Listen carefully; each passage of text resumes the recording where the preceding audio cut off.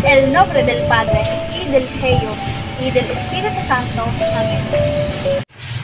En el nombre del Padre y del Hijo y Espiritu Santo. Amen. Ano ba naman yan, huli? Ni mag-antada, di ka marunong. Pasensya na po. Pasensya? Hay nako, ulitin mo na mabilis ang mga sasabihin ko sa'yo. En el nombre del Padre, y el Hijo, y del Espíritu Santo. Amen. El nombre del Padre y del Hijo del Espíritu Santo.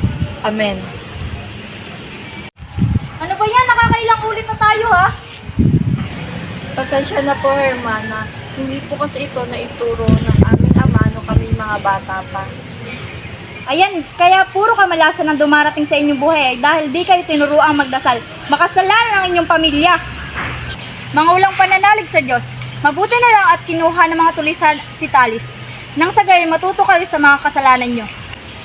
Pasensya na po ulit, Hermana. Pangako po na mag-aaral na po ako ng pagdarasal. Abay, dapat lang.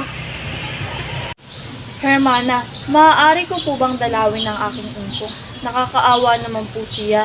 Wala po siyang kasama. Kahit kaunting oras lang po. Tigil-tigilan mo nga ako dyan sa mga pasakali mo. Ang tanging mo lang dapat gawin ay ang mag-aral magdasal at paglingkuran ako. Maliwanag? Pero Hermana, ano po kasi? Hermana Penchang! Hermana Penchang! May salita kami! Kay Aga-Aga, ano na naman yun? Si Basilio luluwas ng Maynila upang tubusin si Guli. Ano? Talaga ho? Babalikan ako ni Basilio? Pumasok ka sa loob! Hermana Penchang, kasintahan ko si Basilio. Kailangan namin magkita. Kukunin ka lang ng demonyo nagbabalat kayong estudyante. Huli, gusto lang kitang ligtas sa kasalanan.